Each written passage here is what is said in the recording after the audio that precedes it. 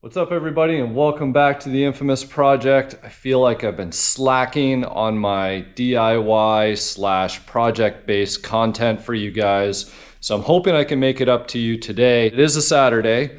It's probably about 3:30 in the afternoon, and I'm gonna see how much I can get done in a short amount of time tonight, plus edit this video, upload it, and get it out to you guys. So that's my intention. You can see behind me, I've got the San Antonio car that I picked up probably a couple months back. It was at the end of last year, and we were talking on the podcast that myself and Castle Customs do once a week. So if you guys haven't checked out that podcast, make sure you check it out. It's on all of the platforms. Just search Rollin' in My 5.0 and you should be able to pull that up.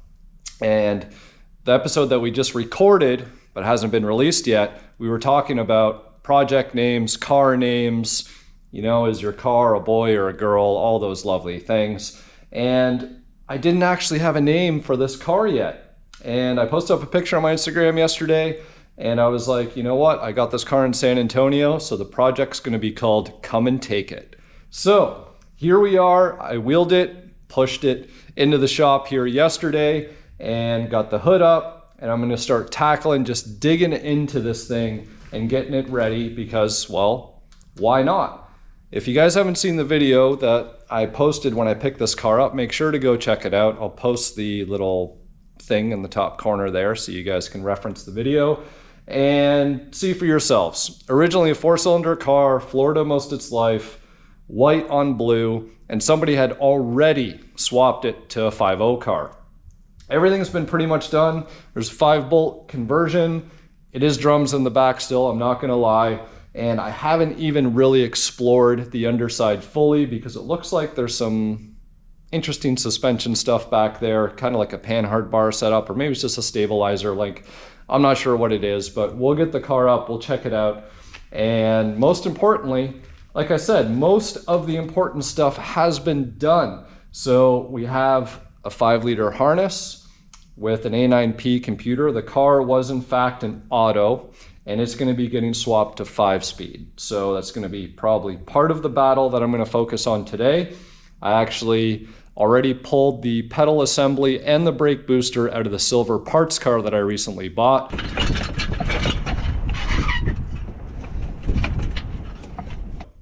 So this car still has the original 4-cylinder vacuum tree in the back, or maybe you guys want to call it a 93 Cobra vacuum tree, but that's going to go, and that brake booster needs to go. I'm going to get the proper 5.0 booster in here and just get everything ready to take its new motor. Now, if you guys are wondering which motor is going to go in here, well, it's the one that's coming out of the black parts car that, again, I posted a video on. You guys can see me taking that motor out. Of course, I'm going to be cleaning that thing down, re-gasketing it. The compression numbers came back awesome. There were pretty much 140 across the board, no variance. So that's pretty much just going to be a cleanup. Pop that guy in here along with the transmission and everything else, and it's going to be a pretty straightforward build.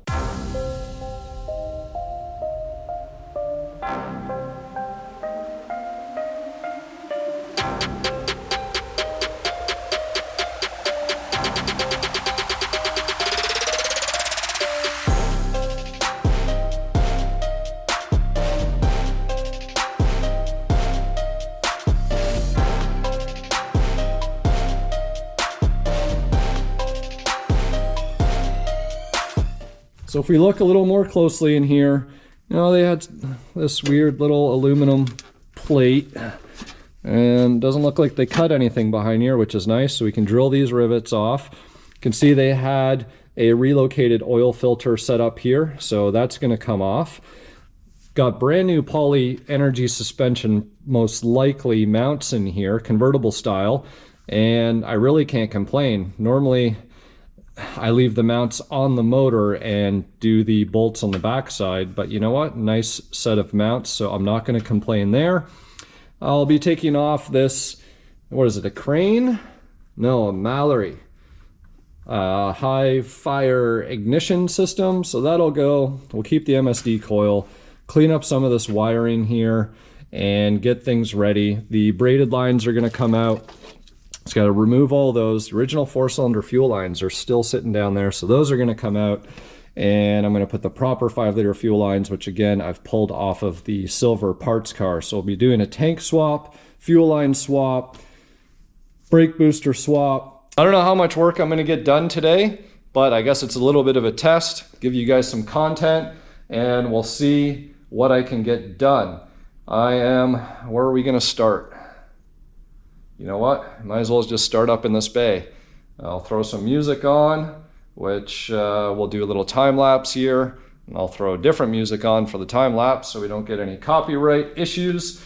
And we'll go from there, guys. So let's get at getting this engine bay sorted out and prepped so that we can move on to maybe the inside. I'll start taking some of the dash apart and we'll see if we can't, for the most part, get that 5-speed pedal assembly in there.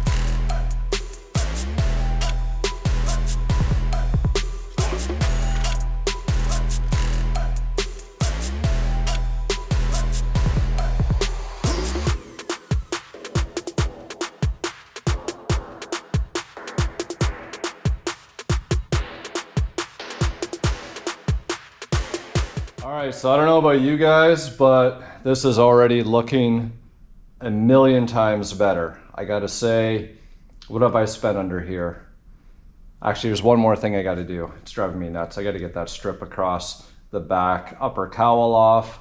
It's really unfortunate when people don't take it off and then they overspray over all of it. It looks horrible. So you know what? Give me a few minutes and I'm gonna make this look even better.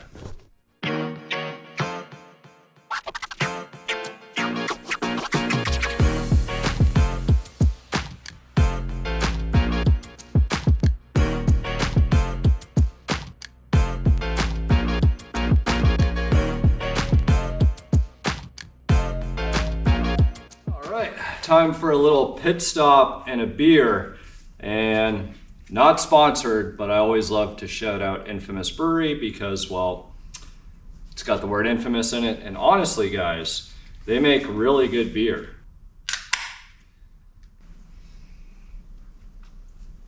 Oh man, I was thirsty. So in front of me here you guys can see a collection of the parts that were removed. These are the clean, useful parts. I'll share with you guys all the junk and debris that was removed as part of this, but I actually came across a few surprises. And you guys might be thinking, oh, well, yeah, there's some sort of a catch can here, and we got some wiring and all this other stuff. But funny enough, I actually thought that this car had braided fuel lines from front to back because I still saw those old 4-cylinder fuel lines, and all I could see were these lines kind of popping out underneath the frame rail near the sway bar mount, which the sway bar is actually a 5.0 sway bar. So somebody went and not only kept the sway bar on the car, but they put the proper 5.0 one in there. So I was really happy about that. Now, right here, you can see, well, this is hooked up to a cooler of sorts. And in reality, this is a whole oil cooler, and I'm assuming maybe transmission cooler setup that they had. So I'm trying to figure it out, right? Because we have these two big lines that would have been going up and towards the transmission, and it was an AOD car. And then we have the relocated oil filter plumbing here with an oil filter still on there. So this was the one neat find, which means that they must have ran the original 4-cylinder fuel lines and just had a connection of some sort and were running those. So down in front of me over here, I got a wiring and relay. This was for the electric fan setup. So all the connectors, and you know, they used a relay. So that's always nice to see, as some people like to hot wire that stuff. I got out the Hi-Fire 6AL ignition system and some of the wiring with that. All the mounts came off, everything was good there. Got the vacuum tree removed because, like I said, we'll be going with the traditional 501. My light is dying underneath the hood. That's why it's flashing. And you can see here, this is the injector harness, which was still all mounted in there. And I wanted to take it off because there was a weird long wire. This guy here, you can see it. And I'm not sure to what or how they had this run, but interestingly enough on this harness, and this is where the surprises are, right here is a EGR delete plug. So that was kind of cool to see. See how brittle these clips are? This is what happens when you get a car from somewhere like Florida and it sees those extreme hot temperatures. The clips and everything are just so brittle that it sucks because you end up breaking stuff. Anyways, here's a plug. This is an EGR delete. So this would plug in and fool your computer to thinking that the EGR is there when really it's not. So this was kind of a cool find. But over here is something more interesting. I've never seen one of these in person, let alone I don't even think I've really heard about anything like this. So this actually plugs in line with your TPS, so your throttle position sensor. And this has been a hot topic lately. Not this piece, but TPS in general, right? You know, they've recently debunked the whole 1 volt thing, saying that, oh yeah, you could be anywhere between, you know, half a volt and up to 1 1/4 or something like that. But this guy here, so it says TPS tag, and I believe, and it's really hard to read this, Casper Electronics, and there's a part number. So I tried to do some research on this. There's a green LED and a red LED on it, and apparently it's some sort of an enhancer, and it's supposed to help with wide open throttle, and if you don't have adequate voltage or something like that. So I guess a booster, if you will. Well, an enhancer, booster, kind of the same thing. Does it have any value? Does it do anything? I don't know. I guess we could test it, you know, test our voltage without it, with you know, throttle body being closed and then all the way wide open, you know, try and test out the 1 volt versus 5 volt. Then we could plug this in and see if it does anything good, see if these LEDs light up. Obviously, you'd probably want to be paying attention to this more closely when you're driving. So I don't know if anybody knows about this. I have a feeling Neo from Neo Mustangs, Danny, he would know or probably have had experience with one of these. So Danny, if you're watching this video, let me know if you've ever seen one of these guys. So there's my findings. I guess now I'll show you guys some of the rest.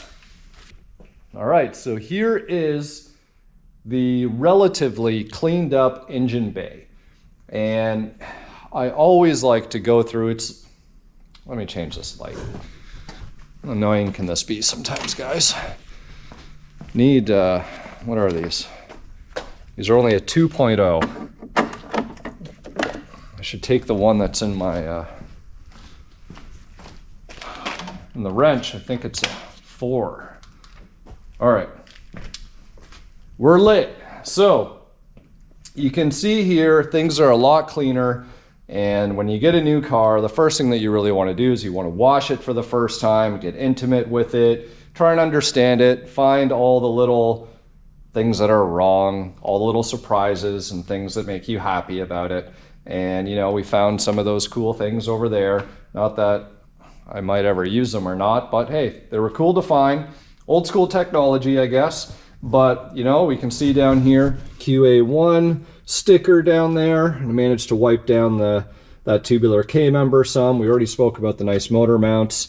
And it looks like probably before they put this motor in, somebody attempted to paint the engine bay up and make it maybe a little nicer. You know, the factory really doesn't do a very good job at getting all of the inner apron and everything else covered with paint. And I always feel like white was one of the worst colors in terms of the coverage, because the gray primer would be underneath and it just would make the white look bad. There's actually some runs up along the top edge of the firewall there. You see they oversprayed all the foam padding, which is, you know, when everything's hooked up, you don't really see that, but It's kind of an eyesore. It would have been nice if they masked that off. You can see they didn't take the wiper motor off. That's a Lewis move. If you guys ever seen my other videos where I call out Lewis masked off his wiper motor. He didn't get overspray on it like that, but you know, for the 3 bolts and taking the little clip off the back, you know, it's worth it. So I'm gonna be taking that off. We'll paint the housing of the wiper motor all up proper. And like I said, we gotta take this booster out. We've cleaned up all the wiring over down in this area, which there was quite a bit because the car has a trunk mounted battery, and we can see the wire, which I've pulled through the firewall there. And you know, that was run up and across the back with the main harness.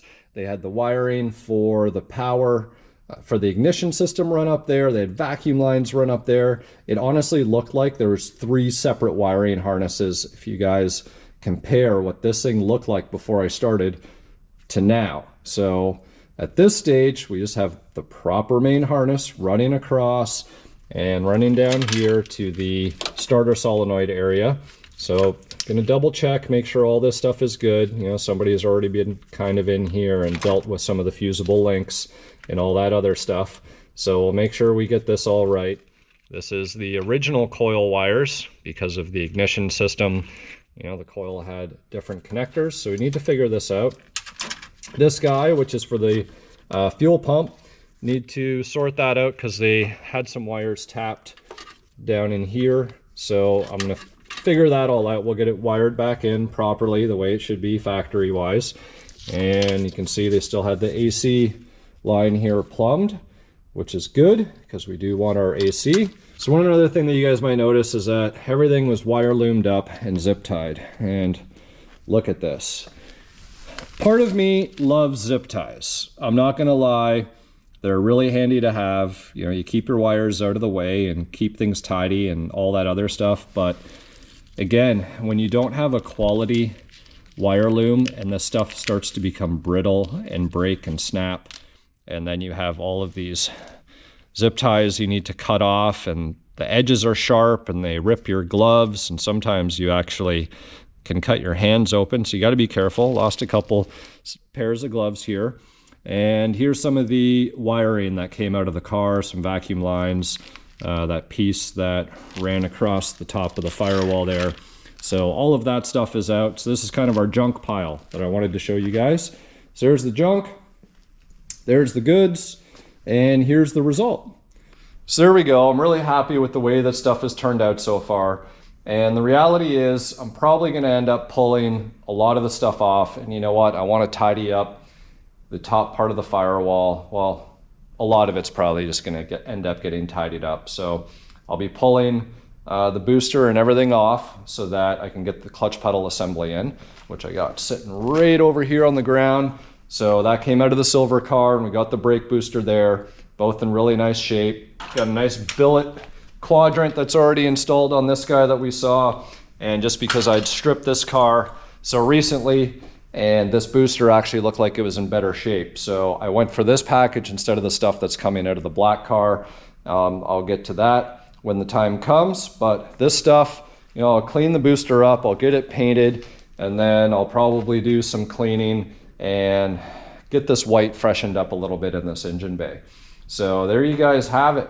In terms of the engine bay, you know what? I'm just gonna dive into the interior now and get the cluster cover off. Gonna pull the cluster out because I need to do an LED conversion to it anyways. I'll make a little bit of room for myself in there. And you know what? I'm gonna see if I can get the bolts off. We'll pull this booster out and pretty much get ourselves in a position to have that clutch pedal assembly put in. And I think I'm gonna be pretty happy with that. You know, at first I thought I was gonna have fuel lines that I had to pull all the way back. And, you know, part of me is like, man, should I just keep the fuel lines that are over there? But you know what? I want this thing done right.